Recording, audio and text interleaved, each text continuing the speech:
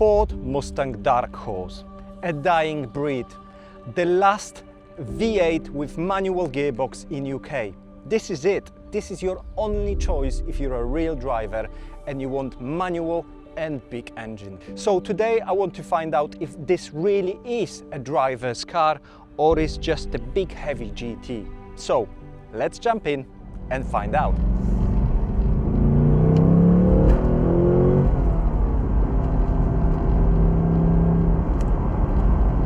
Today I'm in the Mustang Dark Horse, and it's a dying breed because this currently is the last manual V8 you can buy new in UK. And it's a sad information to hear for an enthusiast like me. But I'm hoping that this last V8 manual actually lives up to the expectations, and they are high. I've never driven Mustang before, so it's interesting to find out how this car behaves on the road,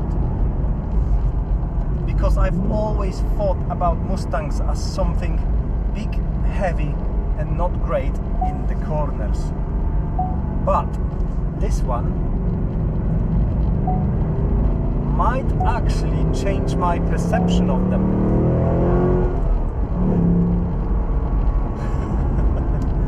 Let's start from the engine. 5 litre naturally aspirated.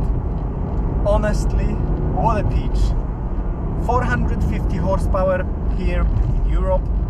Over the pond they get 500 out of it, but due to regulations the Ford had to castrate this Dark Horse a bit to put it on the roads in Europe. But you know what? Do I feel like it's missing power? Not at all. And I'm only scratching the surface, bubbling around 3,000 and 4,000 RPMs so far, but it feels fantastic. Let's drop the gears a bit.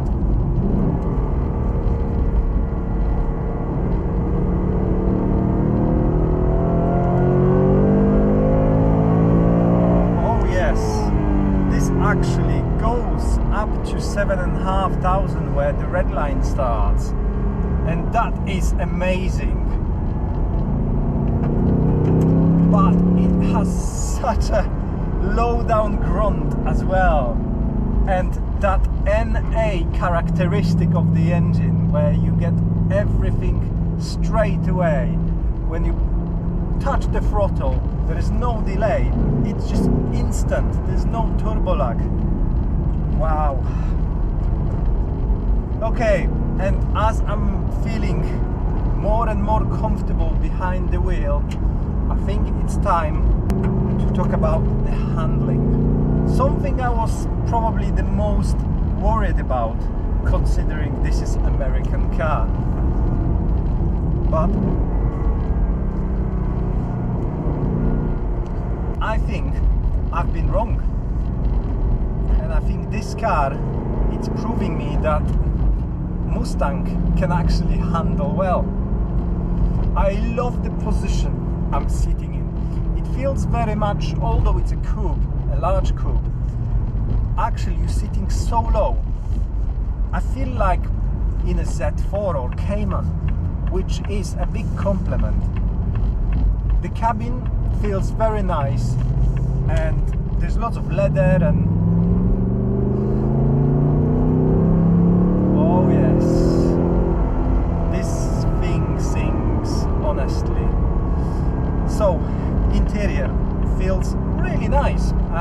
Materials feel premium, a lot of leather, even on the dash, carbon-like materials, so it feels sporty and it feels premium, which I really like. What I really love is this short shifter. It's really short. The throw is so small, you can just throw it with your fingers, and yeah, it's so direct. It's quite difficult to shift. It's not easy to shift for sure. You have to actually force it, but it's very precise. It feels very tight, which is great.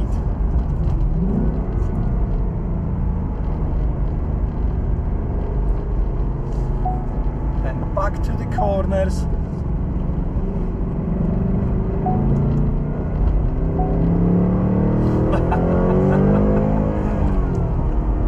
This thing feels really good. Brakes are good. Brakes are really good. Yep, they are really grabby.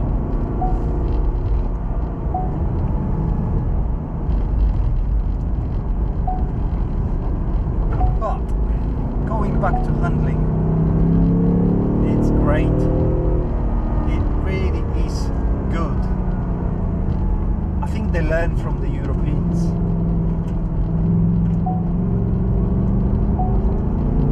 It grips well. It grips really well. And to be honest, any safety system which it has, they are not feeling very intrusive. I don't really feel that the car is pulling me to any side, so I'm not sure how they work, but I'm happy with them not working, to be honest, because I'm having a lot of fun in this big American car. It weighs over 1800 kilograms. So it's nice to see that such a heavy car can actually move as well. I really like the rev matching. It's spot on.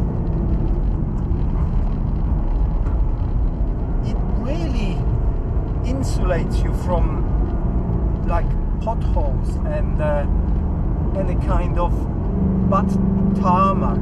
There is a nice weighing in the steering wheel as well, although obviously it's synthetic, but it's actually working. It's calibrated really well.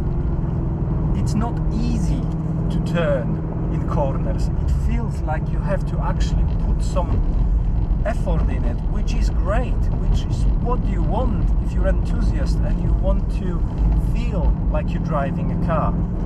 And the best thing about it is the sound. It really sounds brilliant. They still somehow managed to make this V8 really breathe, and maybe I'll drop the window just to see if I can hear it even better from the outside. And off we go. Oh yes. Oh yes. Oh yes. You know what? I'm really impressed with it. Really are. I didn't think this car will impress me so much, but it is really driver-oriented car, and I didn't expect it's going to be that driver-oriented car. I thought it's gonna be, you know, a bit wallowy, a bit heavy and soft, and it's none of it. Everything feels really tight. Like I said, there is a bit of body roll, but it just feels so good. Once you get to the grips of how the car feels, you don't mind that. It just tells you where you are. It's the corner, and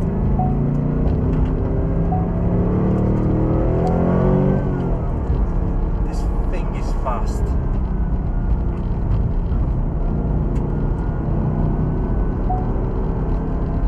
Really is a great driver's car so far.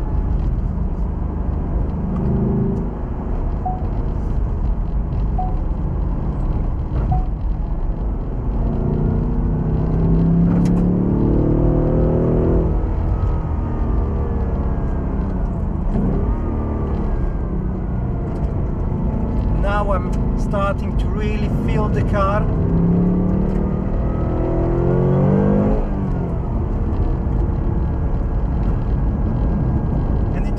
Great to drive. The only thing I would say is with this gearbox, it really feels like you have to work hard to shift. So when you are driving spiritedly and you want to shift at the same time, okay, 3 and 4, that's easy.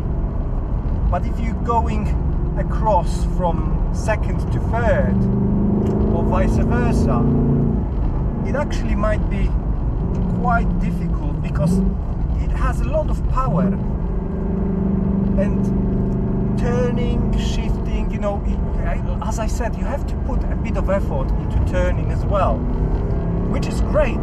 That car really wants your input. It's not easy to drive in a way that, you know, it feels light and synthetic. It actually imitates really well something you could feel in the older cars, which is amazing.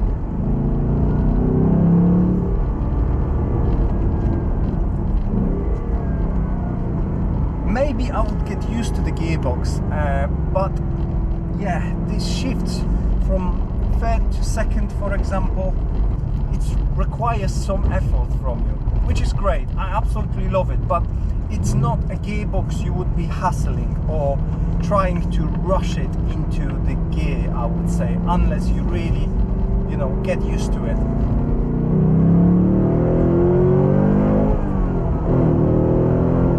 The acceleration, addictive, and the sound, fantastic. It's such a shame that this combination of manual gearbox and V8 is dying. But at the same time, it's so good that the last manual V8, it is actually a good car.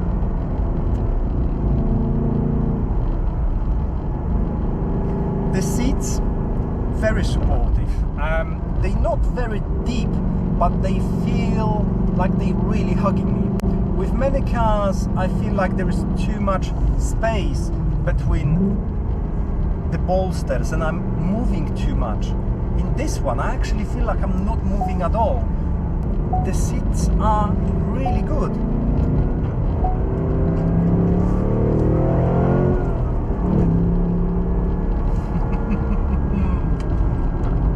Oh, this thing actually can be thrown into a corner and it feels fine with it.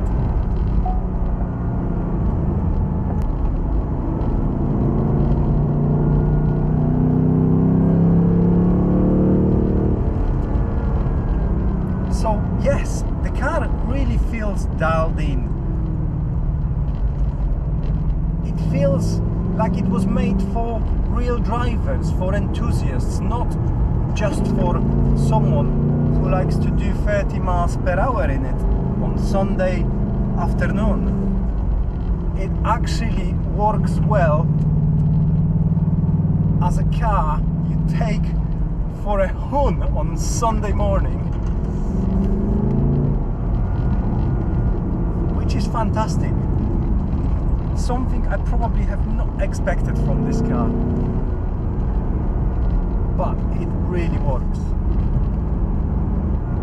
It works so well that I don't want to give it back. I would love to take it for a little road trip somewhere, to some of my favorite roads.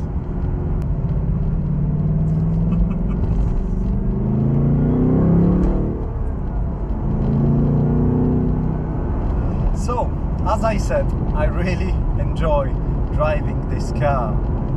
What a fantastic vehicle. I'm not sure what the MPG would be driving it this way, because obviously it is a big V8 lump at the front. But the good thing is you don't really feel it driving. It doesn't feel like a heavy car. It actually hides its weight quite well. So, to summarize this car, I think for around 67,000 pounds, this is a great offer. You know what? Hats off to Ford for delivering this car to the market in today's day and age. It's a dying breed. It's the last of its kind, and I think it's worth the money. So if you're after a V8 with manual and you want a new car, you know, don't hesitate. It is a driver's car. I hope you enjoyed this video. If you did, please make sure you give it a like, subscribe to my channel, and I see you shortly in the next one. Thank you for watching. Goodbye. Do widzenia.